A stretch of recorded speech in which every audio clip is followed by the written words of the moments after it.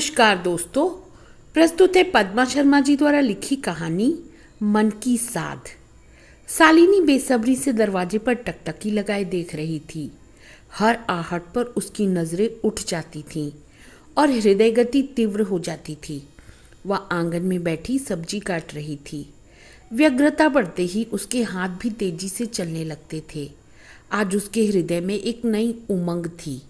बगल वाले मकान में रहने वाले संदीप भैया आज अपने साथ नववधू को लेकर आने वाले थे। वह एक तरह का बाड़ा था जिसमें 4-5 किराएदारों के लिए पोर्शन बने हुए थे। शालिनी के बगल वाला मकान संदीप का था। अभी कुछ दिन पहले ही तो संदीप का विवाह हुआ था। व्यस्तता के कारण शालिनी अपने पति के साथ संदीप के पैतृक घर बनारस नहीं जा पाई थी। शादी के बाद पहली बार संदीप अपनी पत्नी के साथ आ रहा था। मीनू, यही नाम तो था कार्ड में। वैसे भी वो उससे अपरिचित कहाँ थी। संदीप रोज के किस्से मुंह बोली भाभी शालिनी को सुनाता ही रहता था। मीनू की इच्छा अनिच्छा, उसका व्यवहार, उसकी कार्यकुशलता सभी से वह परिचित थी।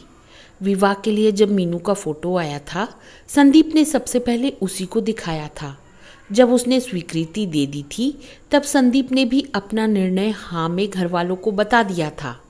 सगाई के बाद संदीप जब मीनू को फ़ोन करता तो वह शर्म के कारण कुछ बात ही नहीं कर पाती थी और वह रिसीवर शालिनी को पकड़ा देता था। वह शालिनी से यही निवेदन करती कि भाभी इन्हें मना करो कि ये फ़ोन नहीं किया करे। घर पर सबको मालूम पड़ता है तो मुझे अच्छा नहीं लगता। सब लोग क्या सोचेंगे। अब थोड़े दिन की ही तो बात है। फिर अंत में यही निर्णय लिया गया कि शालिनी ही फ़ोन की लगाया करेगी। इस तरह बिना देखे उन दोनों में संबंध बन गए थे। अचानक ऑटो आकर रुका तो शालिनी की विचार श्रृंखला भंग हो गई। उसने देखा पहले संदीप ऑटो से उतरा है, फिर एक अधेड़ उम्र की महिला धीरे धीरे उतरी।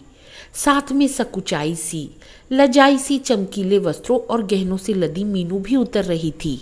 शालिनी ने उन लोगों को ड्राइंग रूम में बिठाया और चाय नाश्ते की तैयारी में लग गई। आज शालिनी के यहाँ ही उन लोगों का भोजन था। शाम तक सारा सामान ट्रक में आ गया। ये वो सामान था जो विवाह में मिला था। उन लोगों की गृहस्थी अच्छी तरह से व्यवस्थित करने के उद्देश्य से ही संदीप की माँ साथ में आ गई थी। अम्मा जी ने धीरे धीरे सारा सामान व्यवस्थित कर दिया था। अपनी बहू पर उनका प्यार देखकर शालिनी को मीनू के भाग्य से ईर्ष्या होने लगी थी। वे उसका पूरा ख्याल रखती थीं, अपने साथ बिठाकर नाश्ता करवाती थी, घर के कामों को खुद निपटाती थीं, साथ में कहती भी रहती थी, अभी नहीं हो, धीरे धीरे सब सीख जाओगी। लगभग 15 दिन बाद ही अम्मा बनारस चली गई। शादी के लगभग 1.5-2 माह बाद ही यह खबर भी सब तरफ फैल गई कि मीनू माँ बनने वाली है। अब तो अम्मा जी बीच बीच में 2-4 दिन के लिए आ जाती। उन्हें सूद जो मिलने वाला था, खाने पीने चलने फिरने संबंधी ढेर सारी हिदायतें वे मीनू को देती रहती थी। वे जब भी आती अपने साथ घी के लड्डू अवश्य लाती। उसमें से 2-4 लड्डू की हकदार शालिनी भी होती थी। मीनू का 7वां महीना समाप्त होने को था। अम्मा जी पहले से आई हुई थी। 8वां महीना लगते ही बहू की सांधे यानी कि गोद भराई की रस्म होना था। बहू को बनारस जाने में परेशानी होती, इधर संदीप भी परेशान होता, इसलिए वे ही आ गई थी और यहीं पर डिलीवरी होनी थी। साधे के लिए 2 दिन बाद का मुहूर्त निकला था। मीनू के मायके वालों को भी खबर कर दी गई थी। उन्हें गोद भराई का सामान और शगुन लेकर आना था। अम्मा जी ने मीनू से ही कहला दिया था कि सोने के चंदा, सूरज और चांदी की छोटी सी बंसी भी बनेगी। एक कटला बच्चे के लिए आएगा, बाकी जो उनका सामर्थ्य हो कपड़े वगैरह अपने हिसाब से ले आए। संदीप चाहता था कि उसके परिचितों को भी इस मौके पर आमंत्रित किया जाए, क्योंकि शादी बनारस में होने के कारण कई लोग सम्मिलित नहीं हो पाए थे। वह उनकी लिस्ट बनाने में लगा था। अम्मा जी व शालिनी भोजन में बनने वाले सामग्री की लिस्ट बना रही थी। हलवाई भी आ चुका था और वह सामानों की सूची बनवा रहा था। रात्रि में अचानक मीनू को पीड़ा होने लगी। संदीप और अम्मा जी उसे अस्पताल ले गए। शालिनी भी साथ में थी।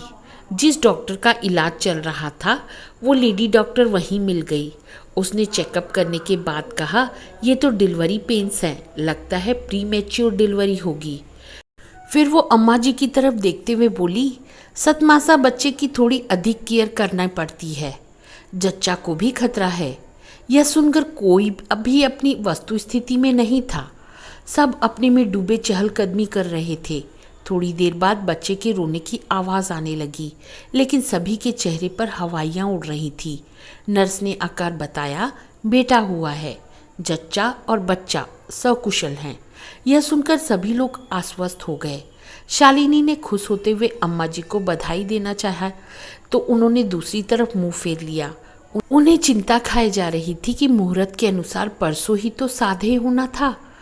वे बहुत बेचैन दिखाई दे रही थी। वे रात में कमर दर्द की बात कहकर घर चली आई। रात में शालिनी ही रुकी।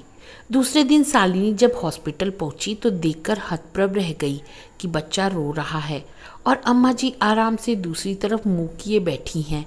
मीनू उठने की कोशिश कर रही है, लेकिन उठ नहीं पा रही है।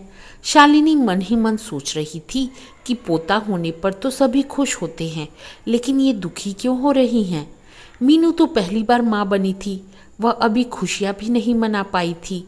वह भी चाहती थी कि बच्चे को अपने सीने से लगाए, उसे प्यार करे, लेकिन अम्मा जी की तरेती हुई आंखें उसके हाथ पीछे कर देती थी। वह चाहती कि बच्चे को दूध पिलाए। वह उसे दूध पिलाने लगती तो अम्मा जी झिड़क देती, रहने दे, अभी तो पिलाया था, भट्टा है क्या। अम्मा जी के ये तेवर देखकर मीनू दहशत में आ गई थी। मीनू पलंग पर लेटी रहती थी और अम्मा जी नीचे बुत बनी बैठी रहती थी। मीनू सोचती कि अम्मा जी को साधे करवाने का बहुत शौक था।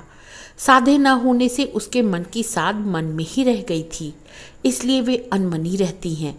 वे कहती थीं कि चौक दृष्टांत तो कई बार हो जाते हैं, साधे तो सिर्फ एक बार पहले बच्चे के समय ही होती है।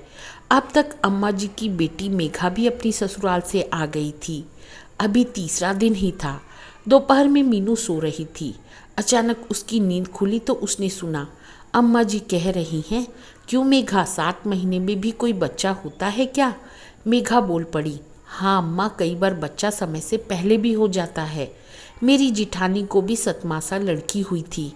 अम्मा जी धीरे से बुदबुदाई, बच्चा देखकर लगता तो नहीं कि 7 मासा है, यह तो पूरे दिन का हुआ लगता है।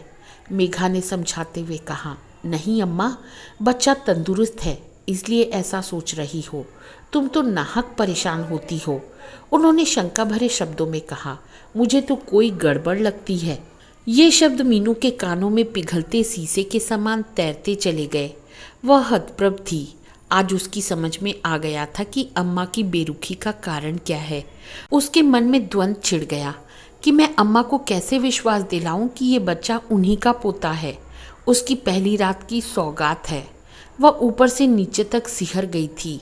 उसके मन में भय व्याप्त होने लगा था कि कहीं अम्मा जी ने यही बात संदीप से कही और उसके मन में भी शक पैदा हो गया तो क्या होगा। मैं अपनी पवित्रता का सबूत कहाँ से लाऊंगी, कैसे उन्हें विश्वास दिलाऊंगी कि ये उन्हीं का बेटा है। कहा भी जाता है कि माँ सत्य है और पिता विश्वास। उसे सब समझ आ गया कि इसलिए अम्मा जी उसका व पोते का ध्यान नहीं रख रही हैं। ममता की मूर्ति आज पाषाण क्यों बन गई हैं। उसके मन का द्वंद्व बढ़ता जा रहा था कि आज तो तरह तरह के टेस्ट हो रहे हैं जिनसे साबित हो जाता है कि पिता कौन है, लेकिन ये मेरे लिए कितनी बदनामी की बात होगी। मेरा अपमान होगा, मुझ पर अविश्वास होगा। कहीं संदीप भी ऐसा ही सोचेंगे तो मैं जीते जी मर जाऊंगी। संदीप इन बातों से बेखबर अपनी खुशी का इजहार कर रहा था। सादे वाले दिन जो पार्टी वह अपने दोस्तों को नहीं दे पाया था, वह आज होटल में दे रहा था।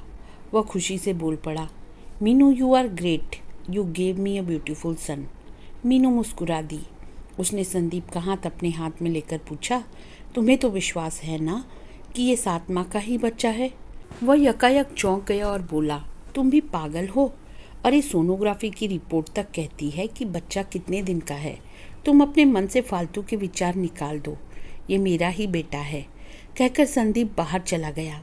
तभी दरवाजे की ओट से निकलकर अम्मा जी अंदर आई। लग रहा था कि उन्होंने सारी बातें सुन ली थी। उन्होंने सोते हुए पोते को अपनी गोद में उठाया और उसे दुलार किया। अब उनके चेहरे पर ममता झलक रही थी। मीनू यह देखकर प्रसन्न हो गई कि अम्मा जी का मन परिवर्तित हो गया है। साधे भले ही न हो पाई हों, लेकिन आज उसके मन की साध पूरी हो गई थी। तो दोस्तों, यह कहानी आपको कैसी लगी? कमेंट बॉक्स में अपने विचार जरूर लिखें। धन्यवाद।